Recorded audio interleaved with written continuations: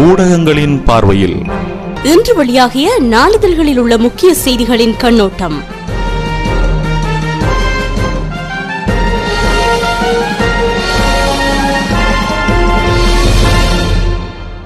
நேயர்களுக்கு வணக்கம் மற்றும் ஒரு ஊடகங்களின் பார்வை நிகழ்ச்சியூடாக இன்று உங்களை சந்திக்கிறேன். இன்று அக்டோபர் மாதம் 17ஆம் தேதி புதன்கிழமை.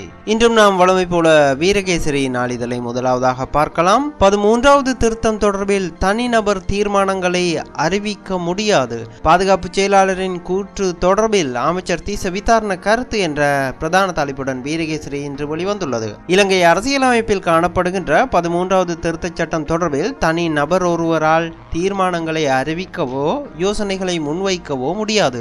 அரசியல் கட்சிகளின் தலைவர்கள் கூடி ஆராய வேண்டிய விடயமே இதுவாகும். சட்ட வாக்கச்சபையின் நடவடிக்கைகளில் தனி நபர்களால் ஆதிக்கம் செலுத்த முடியாது என்று அமைச்சர் திஸ்ஸ விதாரண தெரிவித்தார். தேசிய இனப்பிரச்சினைக்கு அரசியலமைப்பு ரீதியாக தீர்வு காண்பதற்கு 13வது திருத்தச் சட்டமே ஒரே மார்க்கமாகும். இதனையே இந்தியா வலியுறுத்தி வருவதுடன் கூட்டமைப்பை பாராளுமன்ற தெரிவுக்குழுவில் கலந்து கொள்ளுமாறு அழுத்தம் கொடுத்து வருகிறது. இவ்வாறான சந்தர்ப்பத்தில் ஒரு சிலரின் அடிப்படையற்ற கருத்துக்களினால் நிலைமையை மோசமடைந்து விடும் எனவும் அமைச்சர் சுட்டிக்காட்டினார். 13வது திருத்தச் சட்டத்தை முற்றாக ஒழிக்க வேண்டும் என பாதுகாப்பு அமைச்சின் செயலாளர் கோத்தாபய ராஜபக்ச தெரிவித்துள்ளமை குறித்து கேட்டபோதே அமைச்சர் திஸ்ஸ விதாரண மேற்கண்டவாறு தெரிவித்தார். இதுகுறித்து அவர் மேலும் கூறுகையில், அரசியலமைப்பில் காணப்படுகின்ற 13வது திருத்தச் சட்டத்தின் பிரகாரம் மாகாண சபை ஆட்சிகள் இடம்பெற்று வருகின்றன. மாகாண சபை அதிகாரங்களில் திருத்தங்களை கொண்டு வருவது தொடர்பில் நீதிமன்ற நடவடிக்கைகள் இடம்பெற்றுள்ளன. இந்த நிலையில் 13வது திருத்தச் சட்டத்தை முழுமையாக அரசியலமைப்பில் இருந்து இல்லாதொழிக்க வேண்டும் என்று சிலர் கூறுவது அடிப்படை தன்மையற்ற விடயமாகும். பாராளுமன்றத்தை பிரதிநிதித்துவப்படுத்தும் அரசியல் கட்சிகளின் தலைவர்கள் கூடி தீர்மானித்த விடயங்களில் தனி நபர்கள் செல்வாக்கு செலுத்துவதை அனுமதிக்க முடியாது. 13வது திருத்தச் சட்டத்தின் ஊடாக தேசிய இனப்பிரச்சினையை தீர்ப்பதற்கான முன்னெடுப்புகள் இடம்பெறுகின்றன. இந்தியாவும் தமிழ் தேசிய கூட்டமைப்பை பாராளுமன்ற தெரிவுக்குழுவில் கலந்து கொள்ளுமாறு வலியுறுத்தி வருகிறது. இவ்வாறான சாதகமான சூழலை பயன்படுத்தி பிரச்சனைகளுக்கு தீர்வு காண வேண்டுமே தவிர புதிய பிரச்சனைகளை தோற்றுவிப்பதாக அரசின் நடவடிக்கைகள் அமையக்கூடாது எனவும் திஸ்ஸ விதாரண தெரிவித்ததாக இன்றைய வீரகேசரியின் பிரதான செய்தி நீண்டு செல்கிறது. அத்துடன் 13வது திருத்தம் பாதுகாப்புக்கும் இறையாண்மைக்கும் அச்சுறுத்தல், போலீஸ் காணி அதிகாரங்களை அப்புறப்படுத்த வேண்டும் என்கிறது தேசிய ஒருங்கிணைப்பு ஒன்றியம் என்ற தலைப்பில் இன்னும் ஒரு செய்தி வெளிவந்துள்ளது. 13வது திருத்தச் சட்டம் தேசிய பாதுகாப்பிற்கும் நாட்டின் இறையாண்மைக்கும் அச்சுறுத்தலான விடயமாகும். இதனை தற்போதுதான் அரசு உணர்ந்து கொண்டுள்ளது. வடமாகாணத்தின் அனுமதியின்றி திவநேகம திருத்தச் சட்டத்தையே அரசால் நிறைவேற்றிக் கொள்ள முடியவில்லை என்றால் போலீஸ் மற்றும் காணி அதிகாரங்களையும் மாகாண சபைகளுக்கு கொடுத்துவிட்டால் நிலைமை எந்த அளவுக்கு மோசமடையும் என்பதை அரசு புரிந்து கொள்ள வேண்டும் என்று தேசிய ஒருங்கிணைப்பு ஒன்றியம் தெரிவித்துள்ளது. சிங்கள பத்திரிகைகள் மன்மோகன் சிங்கிற்கும் தமிழ் தேசிய கூட்டமைப்பிற்கும் செய்திகளை அச்சிடுவதை போன்று தகவல்களை வெளியிடுகின்றன. நாட்டிற்கு எதிராக பிரிவினைவாத சக்திகள் தீவிரமாக செயற்படுகையில் அவற்றை சிங்கள ஊடகங்கள் சிங்கள மக்களுக்கு தெரியப்படுத்துவது இல்லை. இன்று சர்வதேச சக்திகள் 13வது திருத்தச் சட்டத்தின் ஊடாக உள்நோக்கங்களை நிறைவேற்றிக் கொள்ளும் சூழலை நாட்டில் ஏற்படுத்தி வருகின்றன என்றும் அந்த ஒன்றியம் குறிப்பிட்டுள்ளது. சௌசரி பாயவில் நேற்று செவ்வாய்க்கிழமை நடைபெற்ற செய்தியாளர் சந்திப்பின் போதே அந்த ஒன்றியம் மேற்கண்டவாறு தெரிவித்ததாக அந்த செய்தியும் நீண்டு செல்கிறது. அத்துடன் இலங்கை தமிழர் குறித்த பிரதமரின் வாக்குறுதி மனநிறைவை தருகிறது. டெசோ தீர்மானங்களை நிறைவேற்றினாலே தீர்வு வரும் என்ற தலைப்பில் இன்னும் ஒரு செய்தியும் வெளிவந்துள்ளது. டெசோ மாநாட்டு தீர்மானங்களை இந்திய அரசும் ஐநா மன்றமும் நிறைவேற்றினாலே இலங்கை தமிழர்கள் பிரச்சனையில் பெருமளவு தீர்வு காண முடியும் என்று திமுக தலைவர் கருணாநிதி தெரிவித்துள்ளார். இது தொடர்பாக அவர் வெளியிட்டுள்ள அறிக்கையில், இலங்கை தமிழ் தேசிய கூட்டமைப்பினர் டெல்லி விஜயத்தின் போது வடக்கு கிழக்கு மாநிலங்களில் தொடர்ந்து நடைபெற்று வரும் இராணுவ மயமாக்கலை தடுப்பதற்கு இந்திய அரசு இலங்கை அரசுக்கு முறைப்படி அழுத்தம் கொடுக்க வேண்டும் என இந்திய அரசிடம் கோரிக்கை முன்வைத்துள்ளனர். அதிகார பரவலாக்கலை மேற்கொள்ள வேண்டிய இலங்கை அரசு 13வது திருத்தச் சட்டத்தின் கீழ் வழங்கப்பட்டுள்ள அதிகாரங்களையே பறித்து வருவதாகவும் அவர்கள் இந்திய அரசிடம் தெரிவித்துள்ளனர். 2011ஆம் ஆண்டு அரசாங்கத்துடன் ஓராண்டு கால பேச்சுவார்த்தை நடத்தியதாகவும், ஆனால் 2012ஆம் ஆண்டு ஜனவரி மாதத்தில் இலங்கை அரசு இந்த பேச்சுக்களில் இருந்து விலகி கொண்டதாகவும் அதிகார பகிர்வு குறித்து இலங்கை அரசாங்கம் அக்கறையற்ற தன்மையோடு இருந்து வருவதாகவும் அவர்கள் கூறியுள்ளனர். இலங்கை தமிழர் பிரச்சினைக்கு அரசியல் தீர்வு காண வேண்டும் என்பதில் இந்தியா உறுதியாக இருப்பதாகவும் கூட்டமைப்பின் தலைவர் இரா சம்பந்தன் செய்தியாளர்களிடம் கூறியிருப்பது நமக்கு மனநிறைவை தருகிறது. டெசோ மாநாட்டில் நாம் நிறைவேற்றிய தீர்மானங்கள் அனைத்துமே இந்த கருத்துக்களை உள்ளடக்கியதாகத்தான் அமைந்திருக்கின்றன. இந்த நிலையில் அந்த தீர்மானங்களை இந்திய அரசும் ஐநா மன்றமும் நாடாளுமன்றமும் முன்வந்து நிறைவேற்றினாலேயே இலங்கை தமிழர் பிரச்சினைக்கு பெருமளவு தீர்வு காண முடியும் என்பது எனது நம்பிக்கையும் எதிர்பார்ப்பும் என திமுக தலைவர் கருணாநிதி தெரிவித்துள்ளதாக அந்த செய்தி நீண்டு செல்கிறது. அத்துடன் அடுத்த மனித உரிமை பேரவை அமர்வில் இலங்கைக்கு எதிராக போர்க்கொடி 50 அரசு சார்பற்ற நிறுவனங்கள் திட்டம் ஆரூடம் கூறுகிறது தேசப்பட்டுள்ள தேசிய இயக்கம் என்ற தலைப்பில் இன்னும் ஒரு செய்தியும் வெளிவந்துள்ளது. நல்லிணக்க ஆணைக்குழுவின் பரிந்துரைகளை நிறைவேற்றாமை, ஊடகவியலாளர்கள் தாக்கப்படுதல், காணாமல் போனோர் பிரச்சினை, நீதித்துறையில் தற்போது காணப்படும் முருகல் நிலை உட்பட பல்வேறு விடயங்களை சுட்டிக்காட்டி 50 அரசு சார்பற்ற நிறுவனங்கள் நவம்பரில் நடைபெறவுள்ள ஐநா மனித உரிமை பேரவை அமர்வில் இலங்கைக்கு எதிராக நடவடிக்கைகளை மேற்கொள்ள திட்டமிட்டுள்ளதாக தேசப்பட்டுள்ள தேசிய இயக்கத்தின் அமைப்பாளர் வசந்த பண்டார தெரிவித்துள்ளார். இந்த நடவடிக்கையும் அண்மையில் இலங்கைக்கு விசாரணைகளை மேற்கொண்ட ஐநா மனித உரிமை பிரதிநிதிகள் குழுவினரின் அறிக்கையும் மார்ச் மாத ஐநா அமர்வில் இலங்கைக்கு எதிரான சர்வதேச விசாரணைக்கு வழிவகுத்து விடும் என்று அவர் தெரிவித்தார். சௌசரி பாயவில் நேற்று நடைபெற்ற ஊடகவியலாளர் சந்திப்பின் போதே அவர் இதனை தெரிவித்ததாக அந்த செய்தியும் நீண்டு செல்கிறது. அத்துடன் அரசாங்கத்தின் திட்டம் அம்பலமாகியது, வரவு செலவு திட்டத்தில் சலுகை இல்லை, பெட்ரோல் விலை கூடும் என்கிறார் திஸ்ஸ என்ற தலைப்பில் இன்னும் ஒரு செய்தியும் வெளிவந்துள்ளது. யானை வரும் பின்னே மணி ஓசை வரும் முன்னே என்பதை போன்று வரவு செலவு திட்டத்திற்கு முன்பாக மக்களுக்கு சலுகைகள் வழங்கப்படாது என்ற அரசாங்கத்தின் செய்தியை நிதியமைச்சின் செயலாளர் PB ஜெயசுந்தர முன்கூட்டியே அறிவித்து விட்டார் என ஐக்கிய தேசிய கட்சியின் பொதுச் செயலாளரும் எம்பியுமான திஸ்ஸ அத்தநாயக்க தெரிவித்தார். வரவு செலவு திட்டத்திற்கு முன்பாக பெட்ரோல் 20 ரூபாவால் அதிகரிக்கப்படும் என அவர் சுட்டிக்காட்டியுள்ளார். கொழும்பில் நேற்று நடைபெற்ற ஊடகவியலாளர் சந்திப்பின் போதே திஸ்ஸ அத்தநாயக்க இதனை தெரிவித்ததாக அந்த செய்தியும் நீண்டு செல்கிறது. அத்துடன் அரசை பலப்படுத்தும் இரகசிய உடன்படிக்கையின் அரங்கேற்றமே பொன்சேகாவின் பொதுக்கூட்டம், ஐதேக குற்றச்சாட்டு, அரசாங்கத்தின் நிகழ்ச்சி நிரலையே நிறைவேற்றுவதாகவும் விசனம் என்ற தலைப்பில் இன்னும் ஒரு செய்தி வெளிவந்துள்ளது. ஐக்கிய தேசிய கட்சியை பலவீனப்படுத்தி அரசாங்கத்தை பலப்படுத்தும் இரகசிய உடன்படிக்கையின் அரங்கேற்றமே சரத் பொன்சேகாவின் ஹைட்பாக் பொதுக்கூட்டமாகும் என்று அந்த கட்சியின் பொதுச் செயலாளரும் பாராளுமன்ற உறுப்பினருமான திஸ்ஸ அத்தநாயக்க குற்றம் சாட்டினார். தான் சார்ந்த ஜனநாயக தேசிய கூட்டணியில் எம்பிமாரே இந்த கூட்டத்தில் கலந்து கொள்ளாத போது ஐதேகாவினரை இலக்கு வைப்பது எவ்வாறு எனவும் அவர் கேள்வி எழுப்பியுள்ளார். இதனையும் நேற்று நடைபெற்ற ஊடகவியலாளர் சந்திப்பின் போதே அவர் தெரிவித்துள்ளார். இது குறித்து அவர் மேலும் கூறுகையில், நிறைவேற்று அதிகாரத்தை இல்லாதொழிக்கவும் புதிய அரசியல் கட்சியை உருவாக்குவதற்குமான ஆரம்ப கூட்டமே நாளை 18ஆம் தேதி கொழும்பில் நடைபெற உள்ளதாக சரத் பொன்சேகா தெரிவிக்கிறார். ஆனால் எமது பெயரை பயன்படுத்தி தேசிய பிக்கு முன்னணி இக்கூட்டம் நிறைவேற்று அதிகாரத்தை இல்லாது ஒழிப்பதற்காகவே நடத்தப்படுவதாக அறிவித்துள்ளது. எனவே இக்கூட்டம் நடத்தப்படுவது தொடர்பில் இருவேறான கருத்துக்கள் வெளியிடப்பட்டுள்ளன.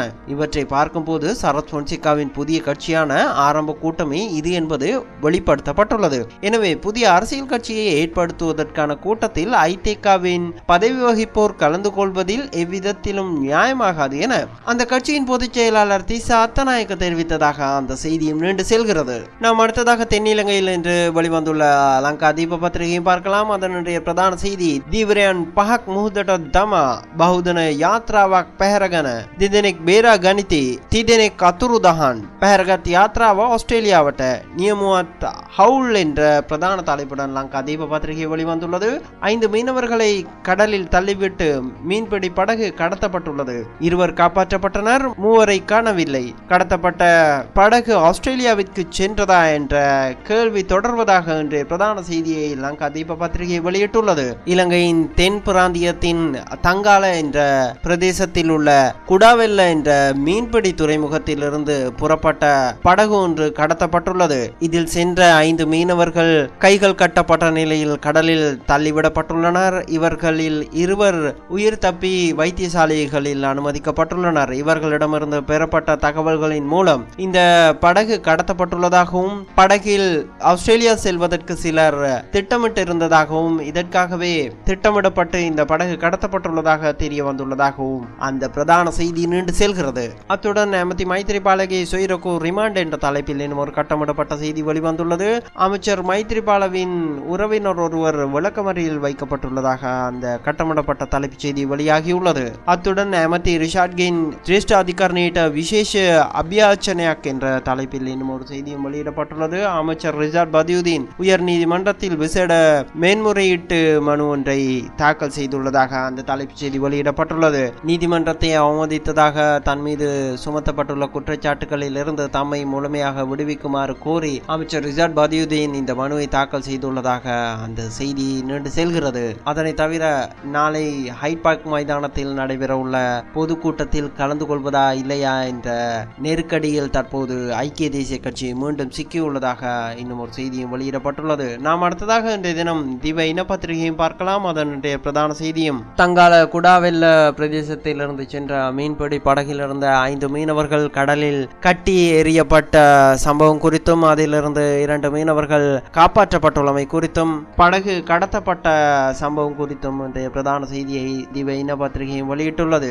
அதனை தவிர பல்கலைக்கழக மாணவ தலைவர்களுக்கான தலைமைத்துவ பயிற்சி நவம்பர் 15 முதல் மேற்கொள்ளப்பட உள்ளதாக மற்றும் ஒரு செய்தியும் வெளியிடப்பட்டுள்ளது. அத்துடன் தங்கால பிரதேசத்திலிருந்து மீன்பிடிக்க சென்ற படகிலிருந்து காணாமல் போன 3 மீனவர்களை தேடும் பணியில் கடற்படையினர் ஈடுபட்டுள்ளதாக கடற்படை பேச்சாளர் தெரிவித்துள்ளதாக இன்னும் ஒரு செய்தியும் திவ இன பத்திரிகையின் அதன் முன் பக்கத்தில் வெளியிடப்பட்டுள்ளது. நாம் அடுத்ததாக தமிழகத்திலிருந்து இன்று வெளிவந்துள்ள தினமணி பத்திரிகையும் பார்க்கலாம். மத்திய அமைச்சரவையில் மாற்றம், பிரணாப்புடன் பிரதமர் சோனியா திடீர் சந்திப்பு என்ற கேள்விக்குறியோடு இன்றைய பிரதான செய்தியை தினமணி வெளியிட்டுள்ளது. குடியரசுத் தலைவர் பிரணாப் முகர்ஜியை பிரதமர் மன்மோகன் சிங், காங்கிரஸ் தலைவர் சோனியா காந்தி இருவரும் செவ்வாய்க்கிழமை தனித்தனியே சந்தித்து பேசினர். இதனை அடுத்து மத்திய அமைச்சரவை மாற்றி அமைக்கப்படலாம் என தெரிகிறது. குடியரசுத் தலைவர் பிரணாப் முகர்ஜியை பிரதமர் மன்மோகன் சிங் செவ்வாய்க்கிழமை காலை சந்தித்து பேசினார். இந்த சந்திப்பு 1 மணி நேரம் நீடித்ததாக அரச வட்டாரங்கள் தெரிவித்தன. பின்னர் மாலையில் குடியரசுத் தலைவரை காங்கிரஸ் தலைவர் சோனியா காந்தி சந்தித்து 40 நிமிடங்கள் பேசியுள்ளார். இந்த சந்திப்புகளின் போது என்ன பேசப்பட்டது என்பது அதிகாரப்பூர்வமாக அறிவிக்கப்படவில்லை. எனினும் அமைச்சரவை மாற்றம் குறித்து அவர்கள் விவாதித்ததாக கூறப்படுகிறது. இந்த நிலையில் மீண்டும் அமைச்சரவையில் மாற்றங்கள் வரக்கூடிய நிலை காணப்படுவதாக தினமணியின் இன்றைய பிரதான செய்தி நீண்டு செல்கிறது. அதனை தவிர புலிகள் சரணாலயத்தில் சுற்றுலா, உச்ச நீதிமன்றம் அனுமதி, பழங்குடியினருக்கு புனர்வாழ்வு திட்டம் என்ற தலைப்பில் இன்னும் ஒரு முக்கிய செய்தியும் வெளியிடப்பட்டுள்ளது. புலிகள் சரணாலயத்தில் சுற்றுலாவுக்கு விதிக்கப்பட்டிருந்த தடையை சில நிபந்தனைகளுடன் உச்ச நீதிமன்றம் விலக்கிக் கொண்டுள்ளது. புலிகள் சரணாலயத்தில் சுற்றுலா தொடர்பான அனைத்து நடவடிக்கைகளும் புலிகள் பாதுகாப்பு ஆணையத்தின் நெறிமுறைகளை பின்பற்றியே அமைய வேண்டும் என நீதிபதிகள் தனது தீர்ப்பில் தெரிவித்துள்ளனர். புலிகள் பாதுகாப்பு திட்டங்களை மாநில அரசுகள் தயார் செய்து அது குறித்து அறிக்கையை 6 மாத காலத்திற்குள் புலிகள் பாதுகாப்பு ஆணையத்தில் சமர்ப்பிக்க வேண்டும் எனவும் நீதிமன்றம் உத்தரவிட்டுள்ளதாக அந்த செய்தியும் நின்று செல்கிறது. அத்துடன் டெங்கு கொசு ஒழிப்பு கண்காணிக்க 6 IAS அதிகாரிகள் நியமனம் என்ற தலைப்பிலும் ஒரு செய்தி வெளியிடப்பட்டுள்ளது. தமிழகத்தில் டெங்கு கொசு உற்பத்தியை ஒழிக்கும் பணியை கண்காணிக்க முதல் கட்டமாக 6 IAS அதிகாரிகளை அரசு நியமித்துள்ளது. இந்த அதிகாரிகள் அனைவரும் புதன்கிழமை முதல் தொடர்ந்து 10 தினங்களுக்கு அவர்களுக்கு ஒதுக்கப்பட்டுள்ள மாவட்டத்தில் செயற்பட அறிவுறுத்தப்பட்டுள்ளதாக அந்த செய்தியும் நின்று செல்கிறது. அத்துடன் வடகிழக்கு பருவமழை சராசரி அளவை விட அதிகமாக பெய்யும் என்ற தலைப்பிலும் அடுத்த 24 மணி நேரத்திற்கு மழை பெய்ய வாய்ப்பு என்ற தலைப்பிலும் சென்னை வானிலை ஆய்வு மையத்தின் ஒரு செய்தியை முக்கியமாக தினமணி வெளியிட்டுள்ளது. அத்துடன் ராமேஸ்வரம் மீனவர்களை விரட்டிய இலங்கை கடற்படை என்ற தலைப்பில் இன்னும் ஒரு செய்தியும் வெளியிடப்பட்டுள்ளது. நடுக்கடலில் மீன்பிடித்துக் கொண்டிருந்த ராமேஸ்வரம் மீனவர்களை இலங்கை கடற்படையினர் துப்பாக்கியை காட்டி விரட்டியுள்ளனர். மேலும் மீன்பிடி வலைகளை அரிவாளால் வெட்டி கடலில் மூழ்கடித்ததாக மீனவர்கள் தெரிவித்தனர். ராமேஸ்வரத்திலிருந்து அக்டோபர் 15 சுமார் 600 விசை படகுகளில் மீனவர்கள் மீன்பிடிக்க சென்றனர். இவர்கள் இலங்கை கடற்பகுதியில் செவ்வாய்க்கிழமை மீன்பிடித்துக் கொண்டிருந்ததாக கூறப்படுகிறது. அப்போது அங்கு 3 போர்க்கப்பல்களில் ரோந்து வந்த இலங்கை கடற்படையினர் மீனவர்களை மீன்பிடிக்க விடாமல் துப்பாக்கியை காட்டி விரட்டி உள்ளதாக அந்த செய்தி நீண்டு செல்கிறது. அத்துடன் கூடாங்குளம் அணு உலை பாதுகாப்பானது உச்ச நீதிமன்றத்தில் மத்திய அரசு தகவல் என்ற தலைப்பிலும் வதேரா நிலப்பேரம் அதிகாரி அதிரடி இடமாற்றம் என்ற தலைப்பிலும் இன்னும் சில செய்திகளையும் தினமணி அதன் முன் பக்கத்தில் வெளியிட்டுள்ளது. நாம் இதனை தவிர இன்றைய தினம் தமிழகத்திலிருந்து வெளிவந்துள்ள தினமலர் பத்திரிகையும் பார்க்கலாம். அதனுடைய பிரதான செய்தி ஊழல் விசாரணைக்கு உத்தரவிட்ட IAS அதிகாரிக்கு மிரட்டல், சோனியா மருமகனுடன் மோதியதால் தூக்கி அடிக்கப்பட்டவர் என்ற பிரதான தலைப்புடன் தினமலர் வெளிவந்துள்ளது. காங்கிரஸ் தலைவர் சோனியா காந்தியின் மருமகன் Robert Vadra DLA real estate நிறுவனத்திற்கு 3.5 ஏக்கர் நிலம் விற்பனை செய்ததை ஹரியானா மாநில IAS அதிகாரி அதிரடியாக ரத்து செய்த விவகாரம் விவகாரம் பரபரப்பை ஏற்படுத்தியுள்ளது. அதே நேரத்தில் தனக்கு கொலை மிரட்டல் வருவதாக அந்த அதிகாரி புகார் தெரிவித்துள்ளவை இந்த நிலைமையை மேலும் மோசமடைய செய்துள்ளதாக தினமலர் பத்திரிகையின் இன்றைய பிரதான செய்தி நீண்டு செல்கிறது. அத்துடன் மத்திய அமைச்சரவை நாளை மறுநாள் மாற்றம் என்ற கேள்விக்குறியோடு இன்னும் ஒரு முக்கிய செய்தியையும் தினமலர் பத்திரிகை வெளியிட்டுள்ளது. இந்த செய்தி தினமணி பத்திரிகையின் பிரதான செய்தியாக காணப்பட்டிருந்தது. இந்த செய்தி குறித்து நாம் ஏற்கனவே விரிவாக பார்த்துவிட்டதால் இத்துடன் இன்றைய ஊடகங்களின் பார்வை நிகழ்ச்சியை நிறைவு செய்து கொண்டு மீண்டும் இதே நிகழ்ச்சியில் நாளை உங்களை சந்திக்கும் வரை உங்களிடமிருந்து விடைபெறும் நான் VAK. வணக்கம் நேயர்களே.